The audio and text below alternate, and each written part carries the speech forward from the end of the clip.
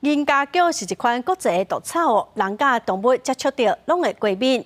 也毋过最近伫各地是生产到真厉害，花莲七卡川溪最近就发出规片的银家菊，因为脱了真紧哦，所以需要赶紧来防治。 这是花莲七卡川溪挖进出海口的所在，号称点悬真像杏草的物件，就是互人叫做国际毒草的银家菊。因为这个所在是花莲市民真少来这散步佚佗的所在，有民众想讲是满天星去挽，结果呼吸到过敏。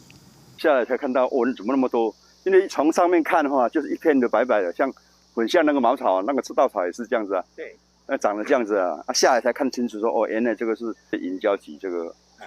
因为银家菊开花结果了后，籽会大量飞出去，生长力真强，传的速度阁紧，常常造成规片树芽，甚至作物为互砍去致死亡。伊度时期是以花期4月至10月，开花前上好。不过伊度的时阵一定要做好防护。第一个口罩戴着，然后手套穿长袖这样子。那我们就是它，因为它是草本植物，就是你连根把它拔起来就好了。拔起来之后装进那个垃圾袋包起来丢掉这样。